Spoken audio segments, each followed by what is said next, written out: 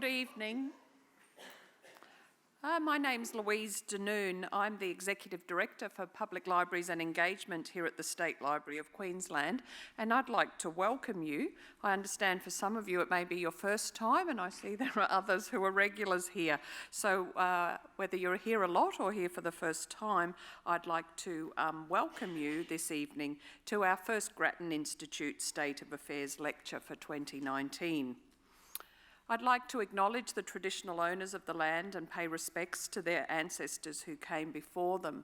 Our location here on Kurilpa Point was historically a significant meeting, gathering and sharing place for Aboriginal people, and we proudly continue that tradition here today. I'd like to acknowledge and welcome our event partner, the Grattan Institute, our guests who are here to share their insights and expertise. You can see them there, Danielle Wood, Jean Tunney and Sarah Amos. Welcome. The Grattan Institute, I'm sure you're all fans and know of them, is a non-partisan think tank committed to providing and championing high-quality discussion to shape Australia's future. State Library has partnered with Grattan Institute for a number of years, and I'm proud to see this collaboration continue with this lecture here tonight. State Library is an inclusive and welcoming place for everyone, offering a safe space for open public discussion and debate, both online and on site. Part of the remit of State Library of Queensland is to collect today for tomorrow. So we are all poised for when the election is announced to collect the election. So this is a national and state effort to make sure every piece of ephemera, every website and every cardboard cutout figure of a politician can be remembered forever. So when the call goes out to help us in this collecting endeavour, I encourage you to cooperate and participate. Or if you want to research previous elections, our collection is here for you to explore what happened. And I'm sure there will be rigorous debate in what we from this evening with this opportunity to discuss the 2019 federal budget. Tonight, you may have seen it outside, we'll be selling one of our presenters' publications, Beautiful One Day, Broke the Next. What a fabulous title. And if you'd like a copy at the end, the team from the library shop will be out there. The event, which is why we were so prompt to start, is being live streamed on Facebook and on the State Library of Queensland's website. Please, if you're that way inclined, join the conversation using the hashtag State of Affairs and tag SLQ and the Grattan Institute. I'd like to welcome our panel and look forward to hearing your insights and expertise. Over to them. Thank you.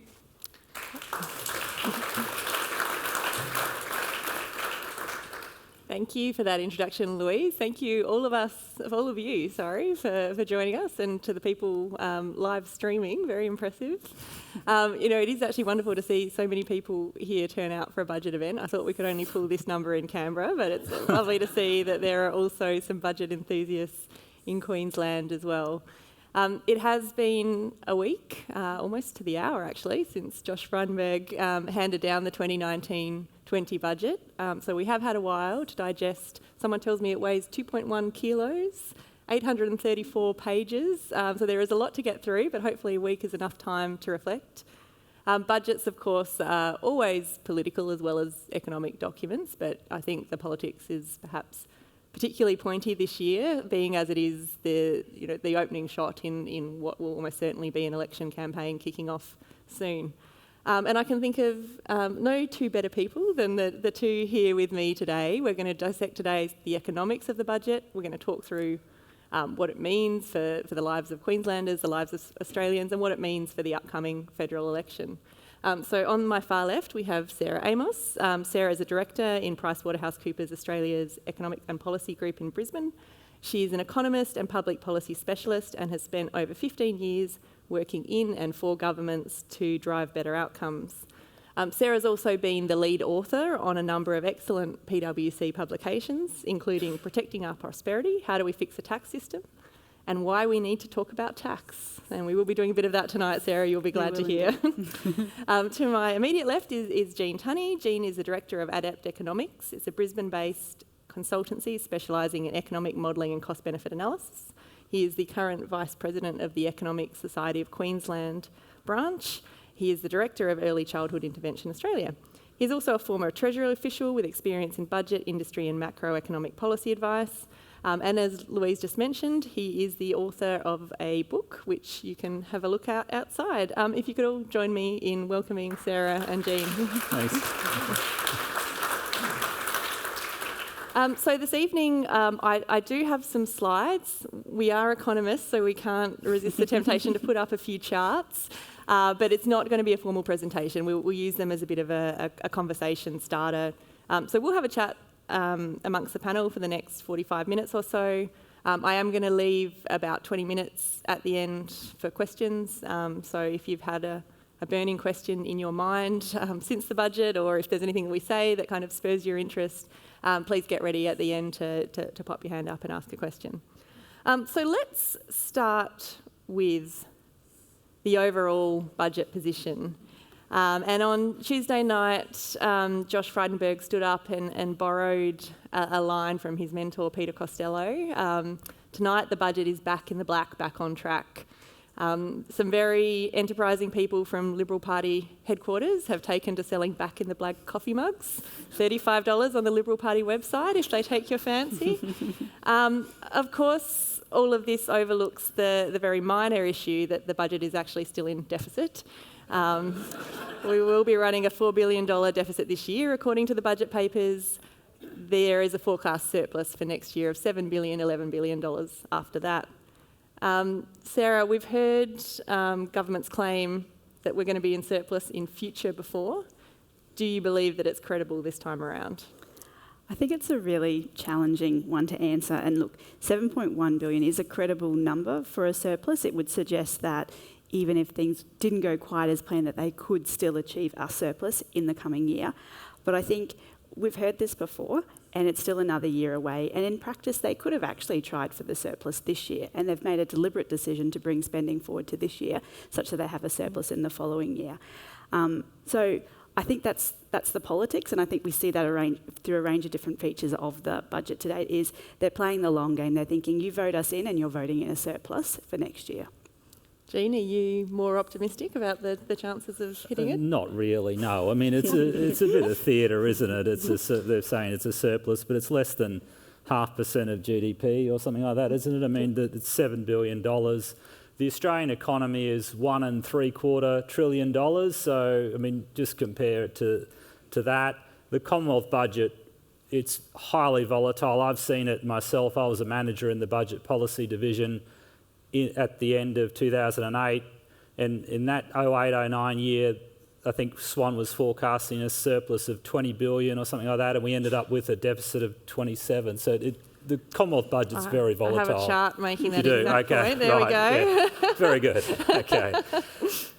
So like these numbers they can be subject to great variation depending on a whole range of things, state of the economy, iron ore prices. Yep. I mean, we can chat about that later. Yeah, I think I probably, maybe I am a little bit more optimistic, but I think, if we look at the trajectory of recent budgets, if you look at the economic assumptions, it looks to, I would think on the balance of probabilities, next year's Treasurer will be announcing an actual surplus rather than a forecast one. It was certainly a lot closer to the mark than we were back in some of those budgets, 2011 and 2012, you can see there on the chart. Yeah. But that said... Yeah, and I mean, back then, they were projecting surpluses not for the next year out, but for 4 years. Exactly right. So Yes. this is the first time we're within 1 year, and the Treasury Mm. numbers tend to be much more accurate within 1 year than within 4, understandably. But, both sides of politics have focused on the surplus, and both sides, when in power, have had targets around trying to get the budget in surplus on average over the economic cycle. Do you think that's a good and a fair economic objective? Do you think that is something that we should be aiming for? Governments on balance should be targeting a surplus over the longer term, and there's a whole range of reasons why a surplus is a good thing. It helps to address intergenerational equity, so we're not equality, so such that you're not worrying about your future generations having to pay off expenditure from years ago. It also provides buffers to support the Australian economy in the instance of shock. So we're now potentially in a worse position than we were when the GFC happened a few years ago. And that has a real implication, so around your fiscal policy tools and levers that you can pull. Monetary policy is, we've taken interest rates potentially as low as they can go. Fiscal policy is going to be a key player if we encounter that global shock. And that's where surpluses come into play, and that's where they enable governments to sort of open the war chest and start to protect, or start to drive growth and stimulus. The other thing I think it is important to is at the end of the day, we've got a growing net debt, and at some point you have to start paying that back. And so, we can have this going on for as long as we like, but I think when it comes down to it, that's where a surplus is beneficial. The complexity, I think, is at play at the moment is we've promised a surplus for such a long time, and we've probably cut spending or not invested in certain areas with a view that we're driving towards this surplus. And my concern is that the electorate is starting to go, well, you keep promising me a surplus, you're not spending what I want you to spend on health and education and other areas. So if you're not going to give me a surplus, we'll start spending some money and addressing the key areas of concern that I've got. So I think it's a really complex interplay of those things. Yep. Jean, do you think we should be gunning for a surplus? I think generally we should be certainly looking at, well, given the current state of the economy, what would we expect the budget to be in? Because the budget's very sensitive to the state of the economy. So there's a thing called the automatic stabilisers. And so when you go into a recession, let's say you go into a recession, then your tax receipts fall and you spend more unemployment benefits, you naturally end up with these huge deficits. And so to counteract those, when you're in reasonably good times, as we are now, we're nearly at full employment, you'd argue, if you look at the unemployment rate, around 5% nationally, you should be building up, accumulating those surpluses, saving for a rainy day. And so I agree with what Sarah has said.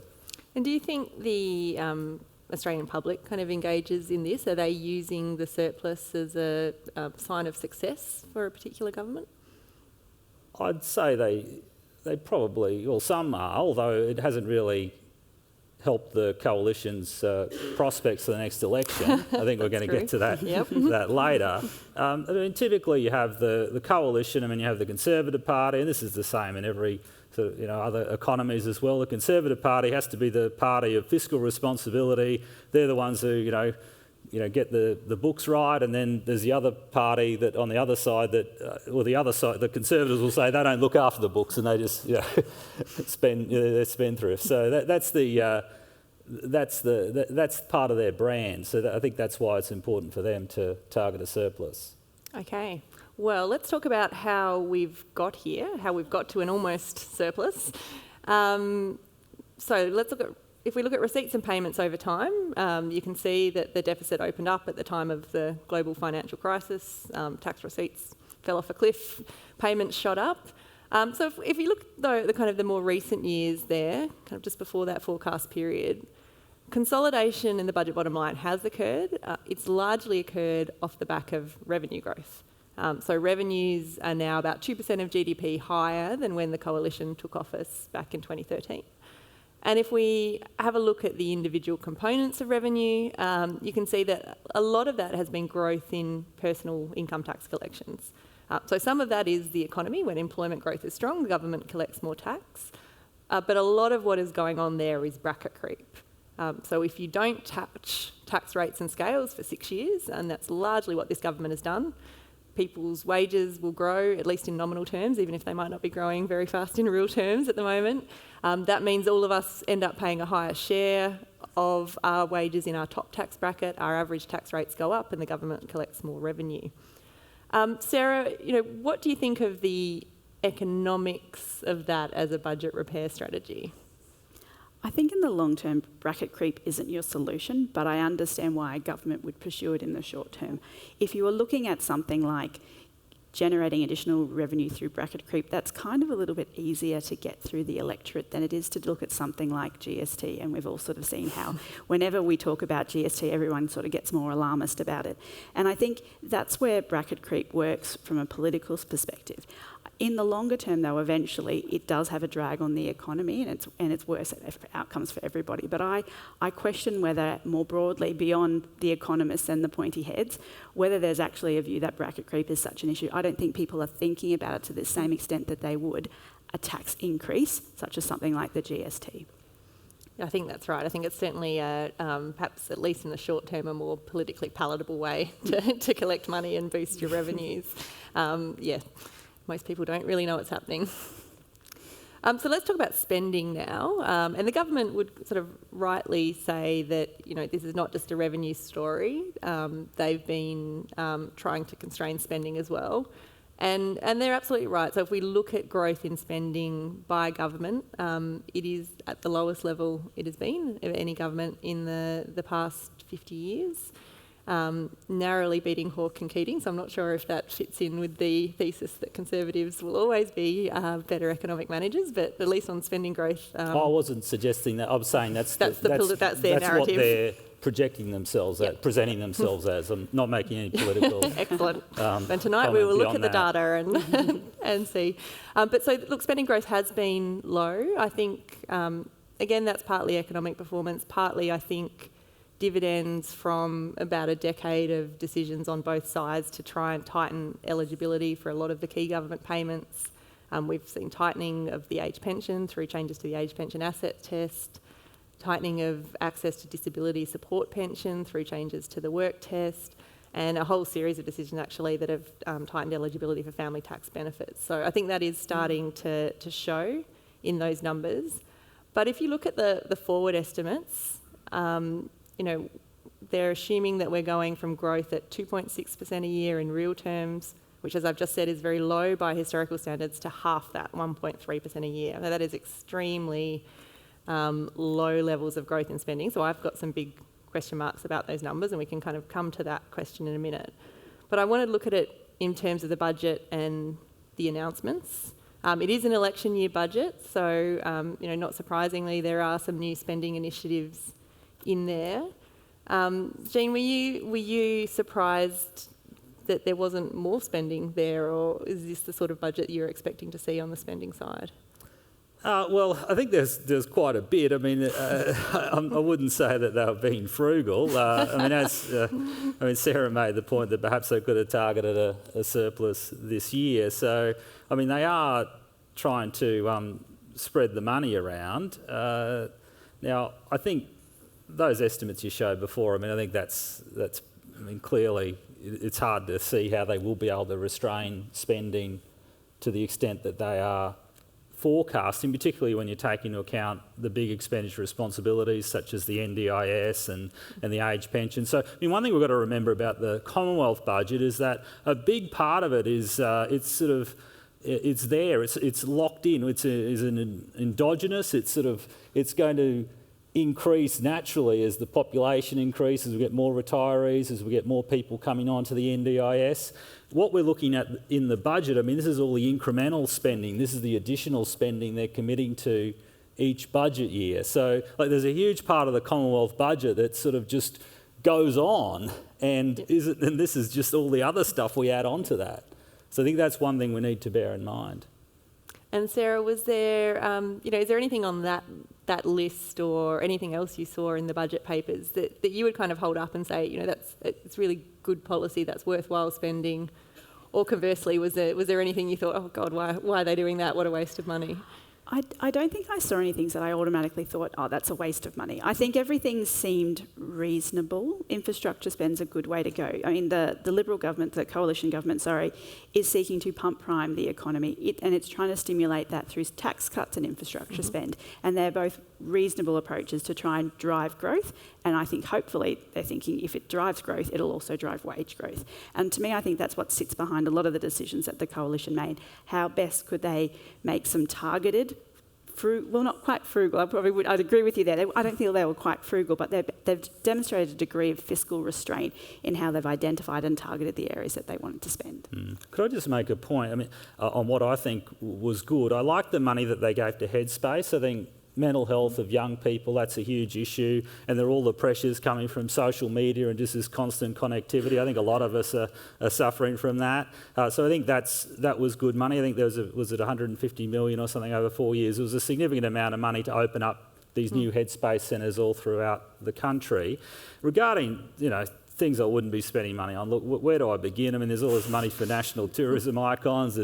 There's also this National Faster Rail Agency. So we're going to have a Commonwealth agency, even though, the state governments typically are delivering rail. We're going to have a Commonwealth agency that's going to investigate whether we have these very fast trains between, say, Brisbane and Gold Coast and other centres. Why? This is just wacky. They won't go ahead with it because they won't be able to get the corridor. It'll be too expensive. But yet the Commonwealth spending, $15 million to set up this agency and fill it with bureaucrats. It's just pointless. Almost like a utopia episode, dare I suggest.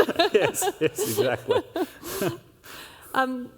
Jean, a question for you as a sort of Queensland budget aficionado. If I can go back, one of the reasons, there are some big question marks, as I said, but one of the reasons we see this kind of lower spending growth over the forward estimates is because the government is collecting less GST revenue than it expected, which means that the payments to the states, which are the ones that show up on this side of the budget, are lower than what they expected them to be because consumption growth has been lower, construction activity has been lower. What impact do you think that's going to have on the Queensland budget? And do you think that the government's prepared for that hit to its bottom line? Oh, I think they know it's coming. Jackie Trad, our Queensland Treasurer, has been out commenting on it and pointing the finger at the Commonwealth and saying, well, it's all their fault for the slowing economy, and that's just the blame game. But they've got she's got serious issues because at the same time as this has happened, we've had the floods in northwest Queensland, and so there's a big cost associated with those repairs. And Trad last week came out and declared that they've had to write down the revenue they're expecting from transfer duty, so stamp duty on properties, and I think $1 billion over several years because of what's happening in the property market. That's slowing, and so they're not getting the stamp duty revenue they were expecting. So it's going to be a challenge, and it's a challenge because they were forecasting very slim operating surpluses already in the budget. So only 100 million or something next year, if I remember that correctly, but very small. So this will just wipe that out. So if they want to be able to say that they're going to present surpluses, I don't know, they're going to have to find some money from somewhere. I hope that coal prices stay much higher than they were expecting. So it's a big challenge for our state treasury. Right. Now let's talk infrastructure a little bit further. We've already had our utopia reference, but the budget they produce these wonderful glossy documents, which are supposed to kind of distract the journalists, I think, from going back into the real papers. But I did actually open the infrastructure one this year, and they had a very nice picture of kind of each state and the range of projects. $4 billion in new spending in Queensland over the next 4 years. Probably a bit hard to see, so I apologise at the back. But Sarah, is the spending there in the right areas? Do you think they've chosen the right projects? Look, I think you can sit there and say most of the projects, I think Labor has also matched. Okay, the one exception would obviously be Cross River Rail, and I don't think the Queensland government would have been surprised that the coalition wasn't going to fund Cross River Rail.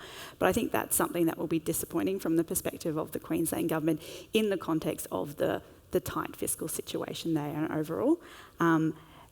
I think all the other things seem perfectly reasonable. There's nothing too much there. And I think when you look at the quantum of spend they've allocated to Queensland, it's less than New South Wales and Victoria, but more than the other states and territories. So it's not necessarily an unreasonable allocation for the infrastructure that needs to be done.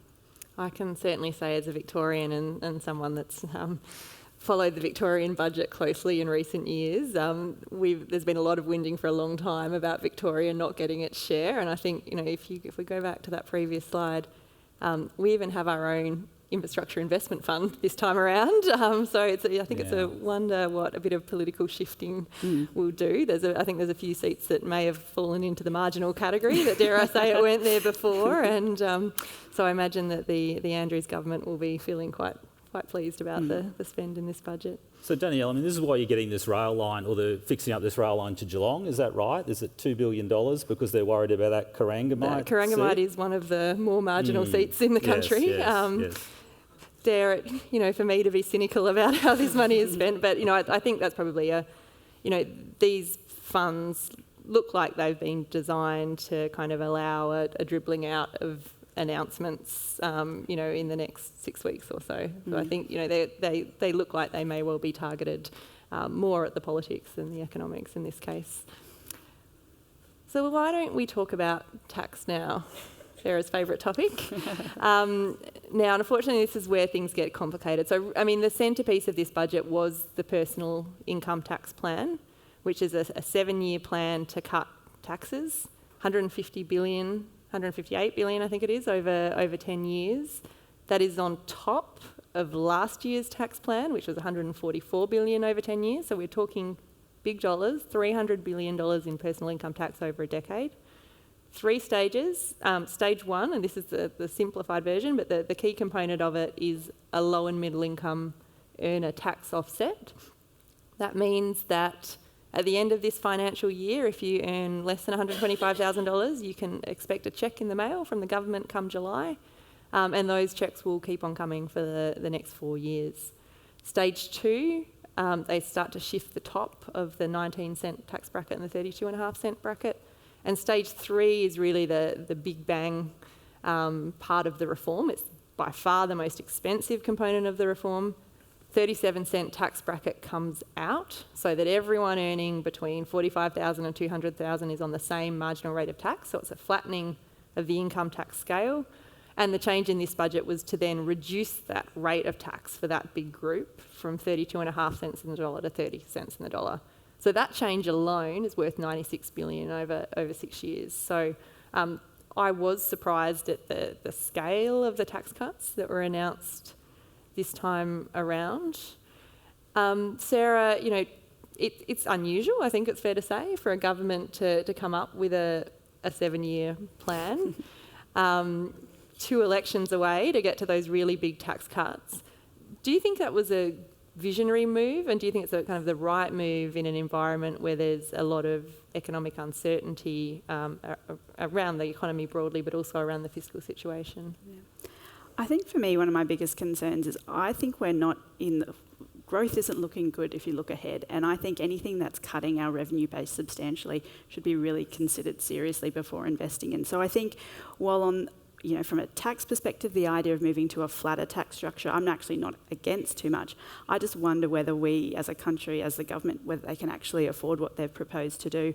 I think if I was to look at how you would reform the tax system when it comes to finding the right balance between income tax and perhaps our other broad-based taxes like a consumption tax or a land-based tax, you'd almost use it as an offsetting mechanism. So I almost feel like they've gone too soon with this 30% tax change, when they could have looked at it in combination with an introduction of a GST. Now, maybe that's because I still wave the flag of hope that we may one day be able to think about reforming our GST. But I think, in my mind, I question whether we can afford it, and I also question then if in another few years, and potentially even a change of government, whether that's just never going to happen anyway. So it almost laxed its visionary, just became almost a bit farcical, if you will.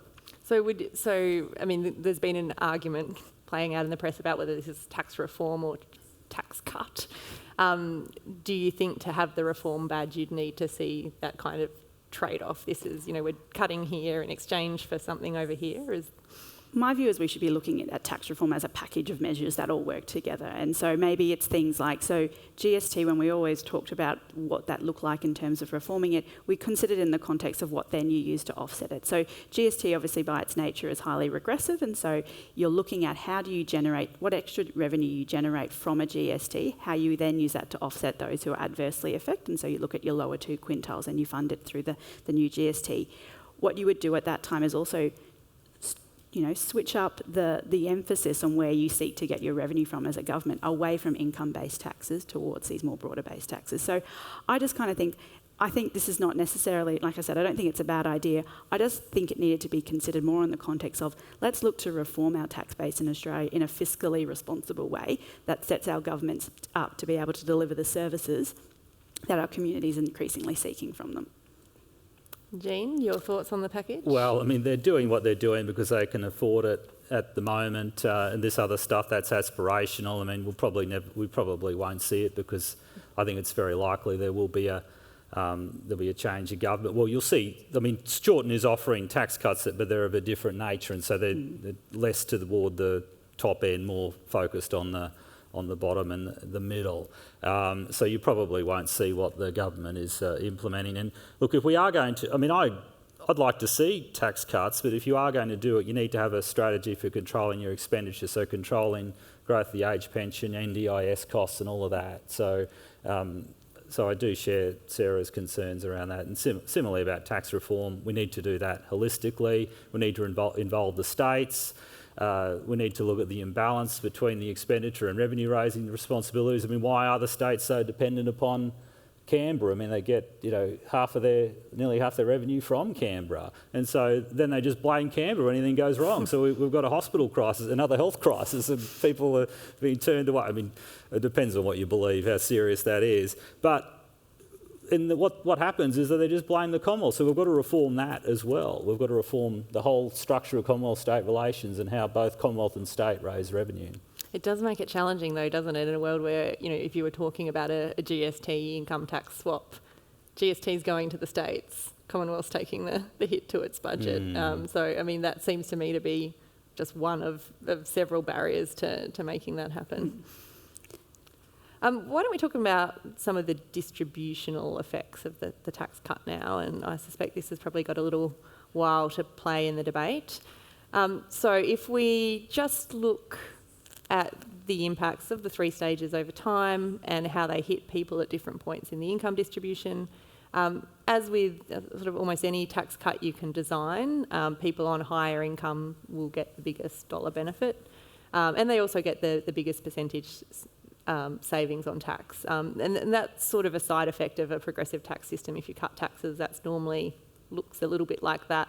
I think the better question is what's it doing to the progressivity of the system as a whole? So I have some numbers hot off the presses. So this only kind of came out of the tax model yesterday. It takes a while to kind of crank these things through. Sorry, that is just showing we have a bit of a thought at Grattan that a lot of people don't really understand where they fit in the income distribution. Most people believe they're middle income earners, whether they're earning $40,000 or $200,000. So that is just a couple of little posters so you can see where you fit. I think most people are actually quite surprised to see some of those figures. But let's go back to distribution.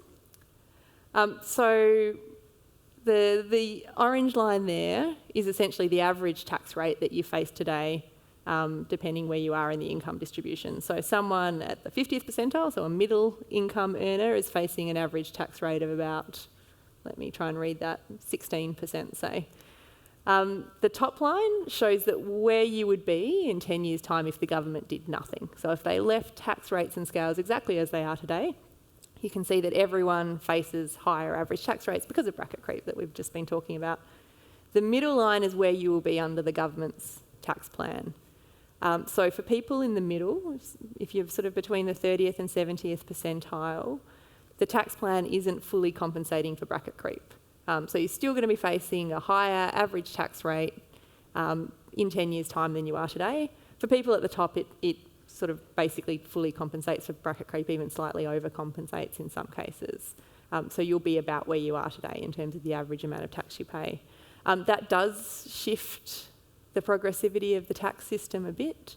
So for people in the middle, by the end of the decade under the tax plan, they'll be paying a slightly higher share of tax than they are today.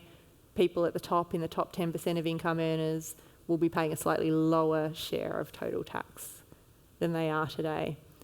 So that, to me, is the story on distribution. I suspect this is going to become a political issue, particularly given the size, the difference in the size of those tax cuts for high income earners. Sarah, do you think Labor will be successful in kind of getting this political narrative up that these tax cuts are unfair? I think they have been already. I think there is a lot of recognition in the broader community that the tax changes proposed by the coalition government would ultimately benefit high income earners more than your low to middle income earners. And I think, the coalition tried to be clever with it. That, they've got the 30% on in their longer term, but they focused on the LMITO to have that in place so that they could more effectively target low income earners without also benefiting high income earners. But I think this is a really significant thing, that equity and fairness has become increasingly the focus of the broader community, and I think a view that this isn't equitable or fair, or isn't providing the support to those who need it most, will be seen by the electorate in a negative way. I think the other thing is, one of our strengths in Australia is the progressivity of our income tax system, and so the current change is obviously going to undermine that to some extent.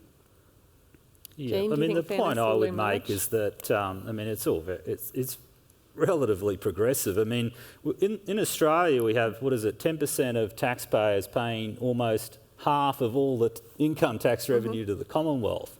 And we have 2 out of 5 households being, net zero, they're not paying tax in net terms. So what they get in benefits from the Commonwealth actually exceeds what they're paying in tax. So we've got a highly progressive system already. I mean, this will change it slightly, but I think we're still going to have, a system that redistributes a lot of money from the top end to the bottom. I can't see that changing. I mean, I think this will maybe change it a little.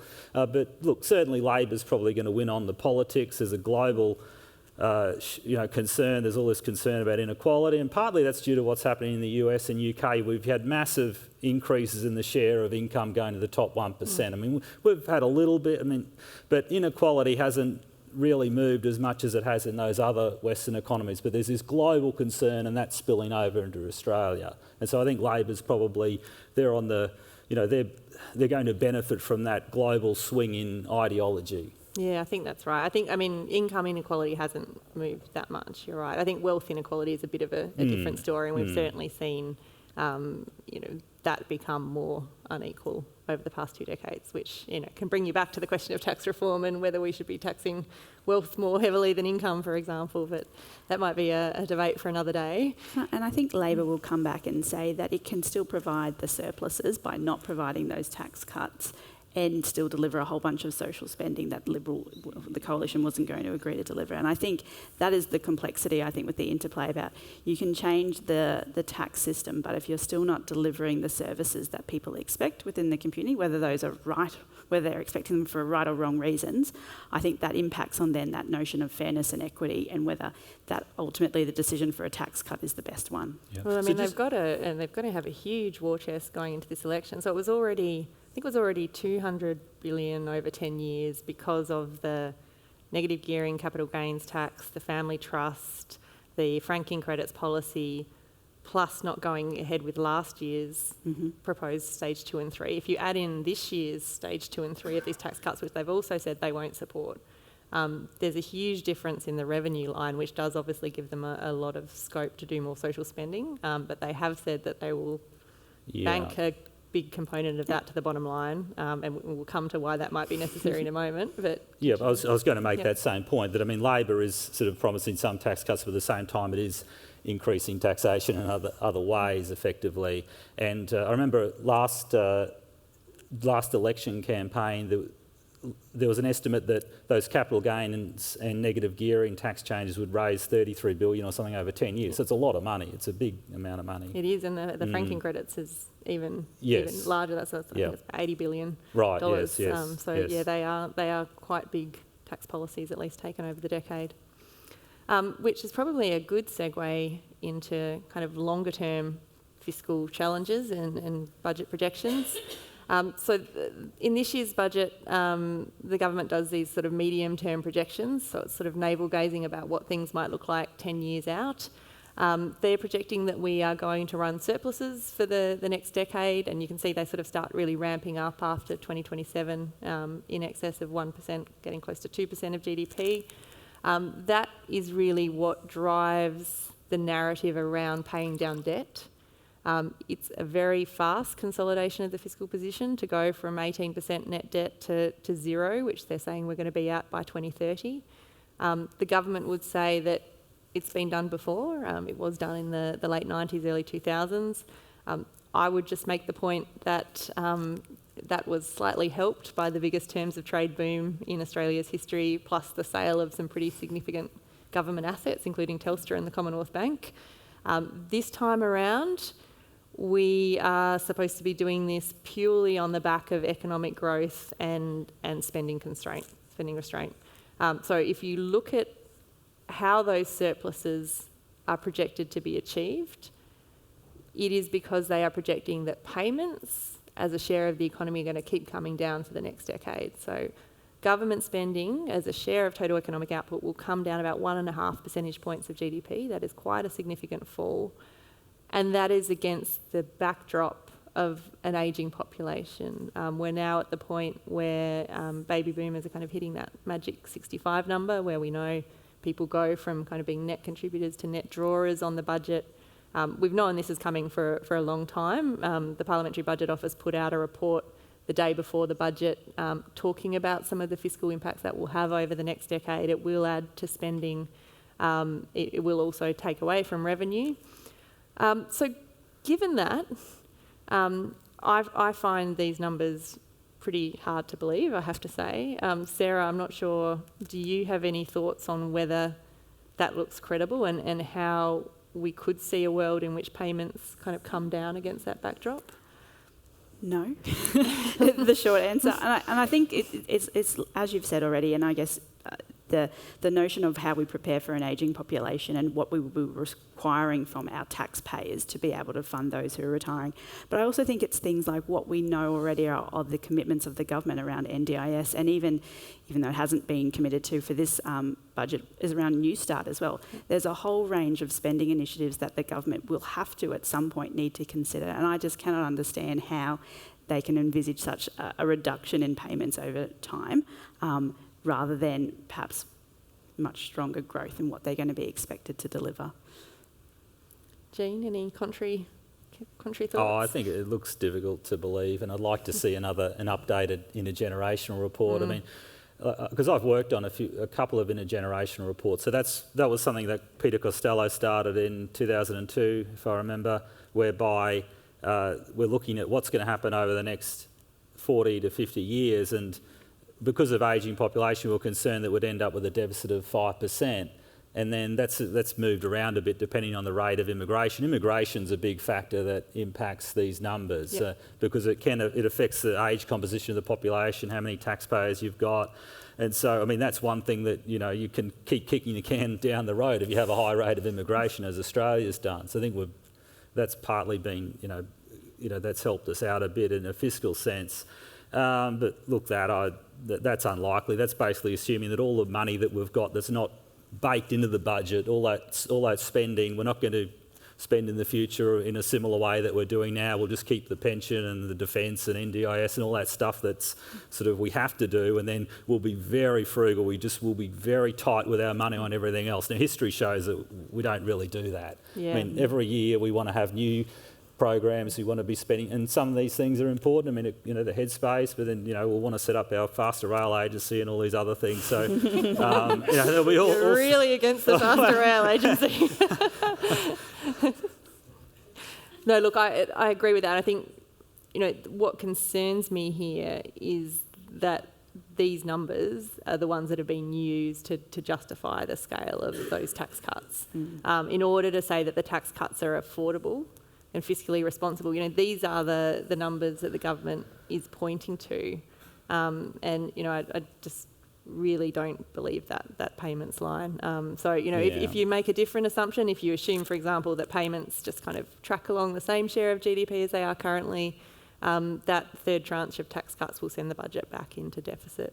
I think it's quite disturbing sometimes when the assumptions are driving the policy rather than the other way around. I mean, the other point I make is, we're talking about a future government. It may not even be the next government after that we'll get next. I mean, who knows what the government is. And governments can adjust along the way, right? And remember, one of the classic examples is, Paul Keating promised those LAW law tax cuts, I think, in 93? And then John Dawkins said, well, the budget will whir back into surplus, and then that didn't really happen, and then they had to go back, if I remember correctly. So, nothing's ever I mean, you can promise these things and even you can legislate, but ultimately the government at the time it'll make the best decision. It can always change its mind. Governments do that. They've been doing that forever. So, this is so far out. I mean, I really wouldn't worry too much about it. I mean, personally, I don't. It's just a story. I mean, we started doing this, if I remember, in the 2008-09 budget. Around that time, it might have been with that updated economic and fiscal outlook statement, because that's when we knew we were going. I'm putting my old Treasury hat on. We knew that we were going to build up a huge amount of debt because of the financial crisis and the write-down in revenue. And so we knew that we had to have a convincing story for the ratings agencies to say, well, look, we've got these big deficits now, but in the medium to longer term, things are under control. We know what we're doing. And historically, I mean, as you've shown in your charts, Danielle, I mean, we've had governments in the past, such as the Hawke-Keating government and then the Howard Costello government, that have been able to manage expenditures and have got us, they've turned things around. So it's part of telling a story about how we're managing it in the future. We've got things under control, but really, look, it's just a story, and I'm not sure that there's much point, wondering too much about it, because things will change. We know that. Yeah, I mean, my question is always, though, if you have this as your narrative and you tell everyone everything's okay and we can just sit back and we're going to run these big surpluses, it's no problem, does it reduce the public's appetite to do things to help prepare the budget for some of those long-term challenges? That's my question. So, if you distort the narrative, is it changing the discussion around the fiscal situation? Let me just ask you a couple of questions to wrap up before we head to the audience. To both of you, is there anything that you would have really liked to have seen in this year's budget that wasn't there? I'll let you go first, Jim. Oh, okay. Well, this is a bit idiosyncratic, but I would have liked a little bit more for the ABS. So there's money in there so that the ABS doesn't bugger up the next census. I don't know if that was their fault, but anyway. So they've given the ABS some additional money so we don't have the census fail as we did last time. But I think we need to really rebuild our ABS, because I'm starting to worry a lot about the quality of some of the economic data we're getting. And I know that there are concerns about the labour force data and just how reliable they are. So I would probably try to boost the ABS and really improve the quality of its data. And I know that they've struggled over the last decade or so due to funding cuts, and I'm just concerned that we're not getting the quality read on the state of the economy that we once did. I would support that. I think it's totally idiosyncratic. I think that's pretty important. All the economists in the room agree. Yep. For me, it's New Start, and I think it's something that needs to be considered by both sides of politics at the moment, is that who can feasibly live on $39 a day and be an effective contributor to society and find a job as well. And I think there hasn't been a real increase in the value of New Start for over 24 years now. And I think it was an omission, and I think it's one that they keep kicking the can down the road and say, oh, next time we'll think about it, next time they'll think about it, because it does have a significant cost and impact on the budget. But I think, to me, we can do better in Australia by actually looking to review that and looking at what level it's sitting at. And another one to both of you, to what extent do you think these kind of budget issues are going to feed into the election, these kind of questions of fiscal responsibility, some of the differences in tax and spending that we just talked about? Do you think these are going to be kind of front and centre for the upcoming campaign? Oh, massively, right? I mean, the coalition, the government's going to run a huge scare campaign about Labor's changes to negative gearing and franking credits. So yeah, that's going to be front and centre. So absolutely, and then Labor will counter. Well, we're doing this for housing affordability, and we're looking after the people at the lower end, and the coalition just cares about the wealthy. So it's going to be an very important part of the election debate. I found what's been most interesting in watching both the budget and the budget reply is the different rhetoric that each party is using at the moment. So the Liberal Party, the coalition, is still sticking with the way it's always done things. I think if they could go back to the Howard years, they would. And I really see this sense of they see that as the glory time. And if they could just go back there and they say the same things and the same sort of approaches, it'll work. And I kind of felt that Shorten, who's probably the less popular of a potential PM, he took a real visionary approach to his budget reply. He tried to really connect with the community. And I think, to me, this notion of, yes, I think he's trying to step away from the budget and the fiscal management side of things, because no one ever really, doesn't credit Labor with being very good at dealing with that. And instead he's trying to set a picture or a vision for the future of Australia. And I'm going to be curious to see whether the electorate buys into that vision that he's trying to put forward. And I think from an economist perspective, it makes it a really interesting election, right? Because there is actually a genuine choice on the table between two pretty different economic models, and people will, I think, pass their verdict on that. So now we have time for questions. We have had some pre-submitted from the audience, which I can come to, but I will see if there are people in the audience with questions first. If you can pop your hand up so I can get the mic to you, that will help. A lady in the striped t-shirt in the front row here, and then the gentleman in the blue after that. About 2 weeks ago in this room we had Senator Penny Wong, and she spoke mostly about the international development aid budget. Can you say anything about how that has featured in the current budget offerings of either side of Parliament? Well, I didn't see it in there this year, but it's been a perennial in the last few years. I always go to the savings measures in the budget and have a look at where the savings are. Every single year there is savings from improving the efficiency of welfare payments, i.e. cracking down on New Start. Every single year there is some additional revenue from cracking down on multinational tax avoidance. And almost every year in the past few years we've seen cuts to foreign aid as kind of the third component of that strategy. So we are now at a very low level and well beyond what we had agreed to under our international commitments. I'm not sure if there was any further cuts in this budget. As I said, I didn't see them there. There were, okay. There were. So look, I think it's far too low. I think Labor has committed to increasing it, but I think it's, as citizens of the world, we are really not pulling our weight, and we certainly have a much lower contribution than comparable countries. It was certainly much lower than the UK, for example, which I think has promised a particular fraction of their gross national income. I can't remember off the top of my head, it's like 0.3 or something. 0.7, is it? Yes, yeah, that's right. And they've set up their prosperity fund. And so there's a lot of UK money flowing around emerging economies supporting capability building. I mean, Australia does do some of that, and I mean, we're making a major investment in PNG at the moment with an economic and social investment program up there. A friend of mine's actually running it for Cardno.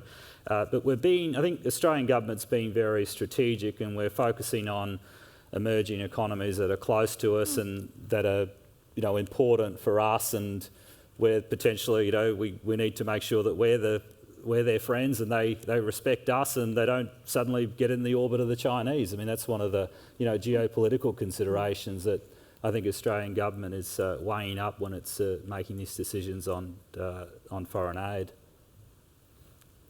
I would agree with all that. Gentleman in the blue. In the narrative of the coalition government about the budget, it was very much focused on tax reductions. Does this reflect a loss, a poverty of discussion about use of resources for investment? The Grattan Institute has brought out a paper recently, for instance, on the dental, the oral health situation, which can be seen as a major investment in the community. The payback is enormous. But a lot of this discussion about how we use our resources to invest, to become a wealthier as well as a healthier country seems to be missing. Any comment? Yeah, look, I think that's right. I think it sort of partly comes from we focus on a couple of key numbers on budget night. We focus on the kind of the underlying cash balance and what the net debt figure is, and it ignores the fact that not all spending is created equal. If you are spending on things which are going to generate a long-term return, So, education is the classic example, investment in skills, investment in high quality infrastructure. So I agree with Jean on fast rail projects, but, investment in the sort of infrastructure that's going to yield a long-term return. Then spending and deficits don't necessarily raise the sort of intergenerational issues that we were touching on before. So what you're spending on matters. But it is hard to get that more nuanced debate, I think, when there's just the kind of the two headline figures that everyone's judging the government on. I think that is a bit of a shame. Yeah, I think another point is that a lot of this stuff is state responsibility, isn't it? So like dental health, that'd be for state government. So we need Commonwealth and states working together. I mean, one of the things I thought the Rudd government was doing well was all that COAG process and getting states, trying to encourage Commonwealth and states to work together. We need more of that. We need, more of that, intergovernmental cooperation to try and solve some of these big problems. I agree with you, dental health's a big issue. So we should be redirecting health budget toward preventive health, and so we don't have to deal with all these conditions later on when they're really expensive. So, look, I partly agree with you. Mostly agree with you, yes. Yeah, I think the only thing I would add is in a fiscally constrained environment, well, not necessarily if they're targeting a surplus, but I think they still feel like they have to be quite fiscally responsible on what they're spending at the moment. And I think that's really stopping the Liberal government, the coalition government, from looking beyond and going, how could we set a vision for where we want to get to as a country? And I think that those types of expenditures, those preventative health expenditures, are really hard. You have to fly the plane while you're mending it, and you're paying for two different things, and it makes it a really difficult task for governments to consider and fund. Have anyone? Oh, yep, gentleman up the back there.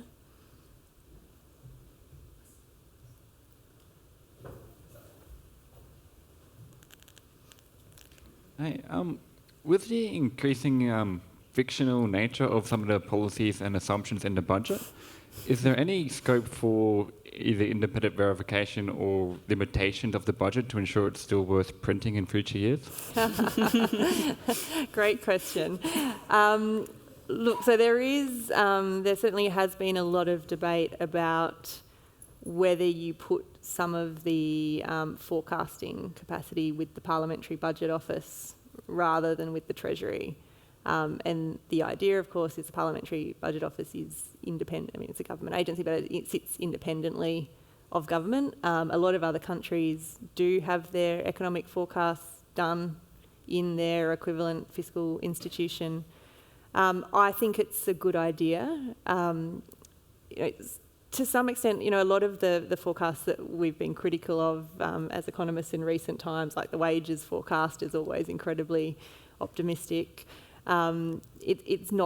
It doesn't seem to me to be a political issue. It's actually a forecaster issue. So if you look at the Reserve Bank and you look at a lot of the private sector forecasters, they're also getting it wrong.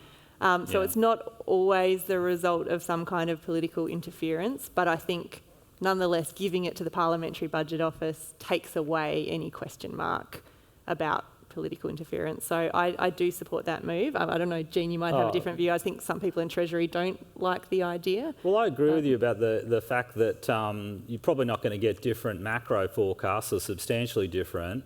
And the problem in the budget is typically those assumptions around spending growth. They're assuming they're going to be heroically frugal into the future and they're going to wear a hair shirt and they're just not going to do that.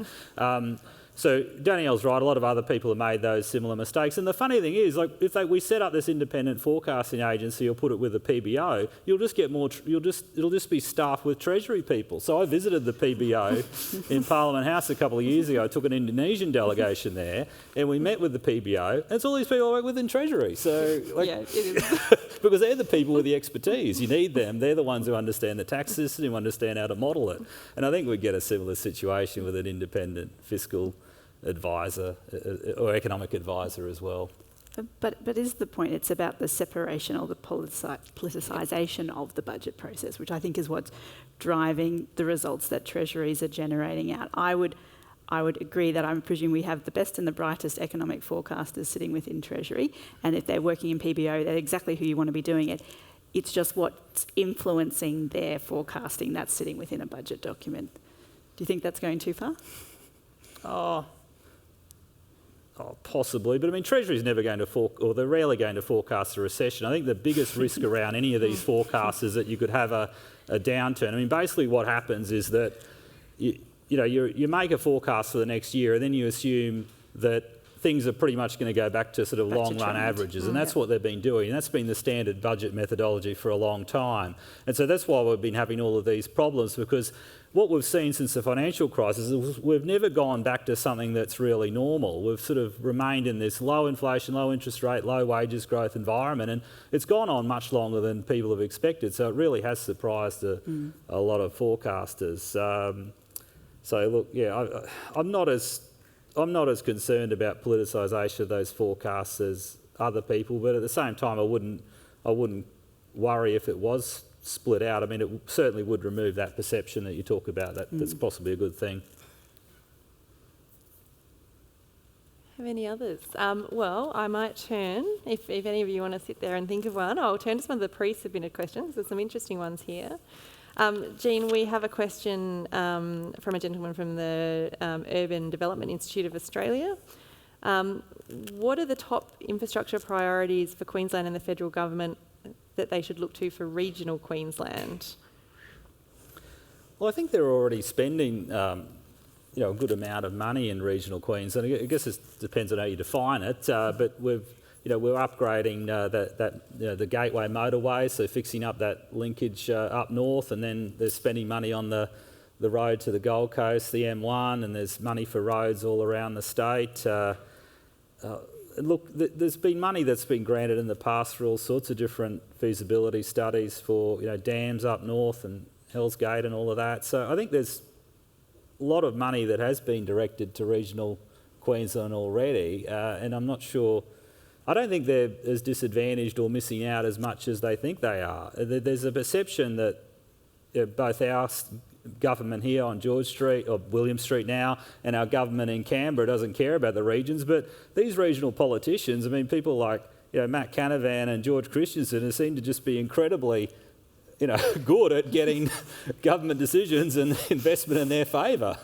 I certainly see a lot of them on the TV, even in Melbourne. Yeah, so I don't think they're missing out as much as they think. So in each case, you need to do that cost-benefit analysis, like really crunch the numbers to make sure this is a good project. And I think some of these road projects and upgrades to the Bruce Highway and all of that, I think they're generally they can be good investments because that's improving connectivity and that's good for freight and it's good for people getting around, and so they're not stranded in floods. So I mean, that's a good thing. A lot of these rail projects I'm a bit more dubious, I'm just a bit more concerned about, and also all these irrigation schemes. We've got all these grand plans to open up the north, and I mean Leo Hilsch is one of my heroes, but he's got this plan about the Bradfield scheme, which sure, we need something we should consider, but it's going to be hugely expensive, and I'm not sure whether that's the sort of thing we need to be doing, whether we should be focusing on opening up the north. I think there are possibly investments we can make sort of down south and, doing more to try to fix up the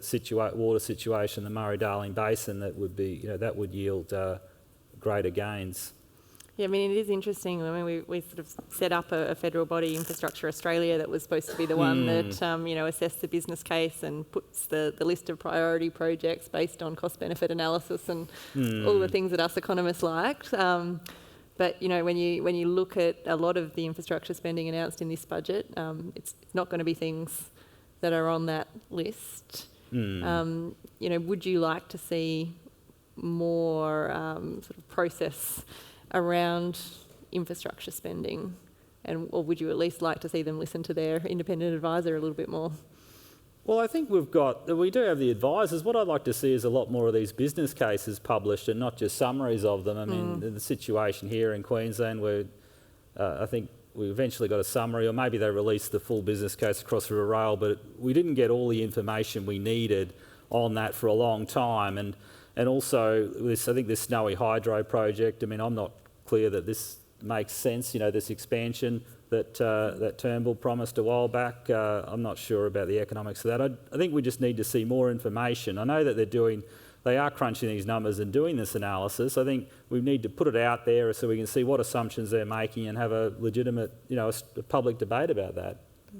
And what I think was particularly interesting is that Labor said that they would go back and look at how they structure Infrastructure Australia and how that's set up. So there was a real view from them about depoliticising that process and making sure both sides of politics gets a say in it, so it becomes less about pork barrelling and more about actually targeting the right infrastructure. So look, I think, again, that sort of shows an example of sort of going beyond short-termism and kind of having a longer-term perspective. I think it is. I mean, it's like political advertising. You know, everyone's very pure when they're in opposition, and we're going to listen to Infrastructure Australia, and then when they get in government, it seems to be out the window.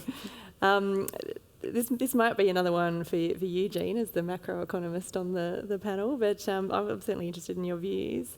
You know, why is it, with interest rates being so low, as they have for a long time, that we are seeing inflation is just so hard to tick up? Oh, well, I mean, the interest rates are low because there's generally, you know, not a lot of enthusiasm out there about the state of the economy. And so, I mean, we've got a situation where we've been running at, you know, sort of at trend or below in Australia. We haven't really had the big pickup in investment outside of mining. So we haven't had it in other sectors. We haven't really seen strong recovery in much of the world. I mean, Europe in particular. I mean, Japan sort of, I mean, it's been a bit more positive, but and the US has been going well at times, but we just haven't had that strong recovery that you would have expected from the financial crisis. So we never got to, you know, interest rates haven't been rising, inflation expectations are low. It's just that, it's what Paul Krugman called the depression economics. I think we're still in a bit of that. I mean, the global economy just really hasn't, it had 1 year of, I think, synchronised growth, which was in 2018, but now that's all falling apart. So, I mean, Germany's looking like it's going into a downturn. Italy has been in recession. The US appears, you know, at different times it appears to be slowing, and then we think it's getting better. China's slowing down. So, look, yeah, the global economy just hasn't been able to get back to where it was pre-financial crisis. Excellent. Now, I'm going to ask if anyone has got any final questions. Yeah, gentleman in the pink shirt there.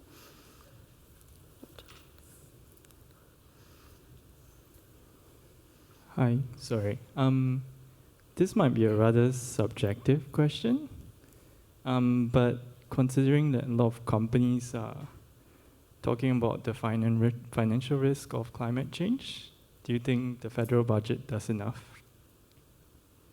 Well, I think the answer has to be no. I don't think it's just the budget that's the problem, though. I mean, it's been almost a sort of a decade of policy paralysis in that front.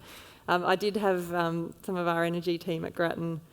I asked them to prepare a slide for me that sort of showed all the policies that we'd either had in place or sort of seriously contemplated having and didn't make it past the finish line. And it was a very crowded slide, I have to say. I mean, I think energy policy has been the biggest failure of both sides of politics here in Australia over the past decade. There is no serious path to get us towards our emission reduction targets, and that's because you know, neither side is willing to embrace the most logical policy, which is to put a price on carbon. You know, I think the economics is clear, and the politics seems to be diabolical. Look, I think that's right. I mean, I've got one friend who's worked on 3 different versions of the energy sort of / climate change policy, one under Rudd, one under Gillard, and then that latest one, the NEG. So yep. we've had all these different variations, and they've all, I mean, they're subtly different, but they're trying to do something similar, which is to price, you know, provide that price signal.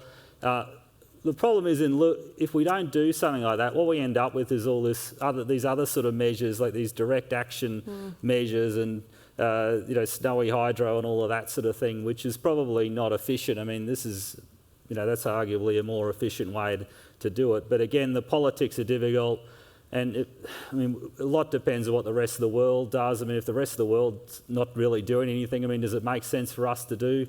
To actually to do anything as well. I mean, that's one. That was the Australian government position up until that Al Gore movie, and then inconvenient truth. And then even John Howard realised that they needed to do something on emissions trading. And my old boss, Martin Parkinson, went to help Peter Shergold on that process, I recall. And then we got Rudd in, and then he tried to introduce it, and it was the greatest moral challenge until it became politically too difficult. And then Gillard had the problem with the carbon tax, and we had the neg. So an absolute, it's just farcical, really. It is. Is there anything you want to add?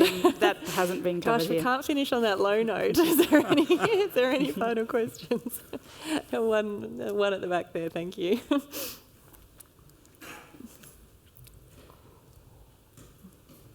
Just sort of a simple one. If we're consistently falling short with budget forecasts due to optimism, why not be a little bit more pessimistic? Is it the politics that is driving wanting to look good both in the public and private sectors? Yeah. Well, they want to be able to spend as much money as they can. I mean, they don't really want to constrain themselves when it comes to the ERC.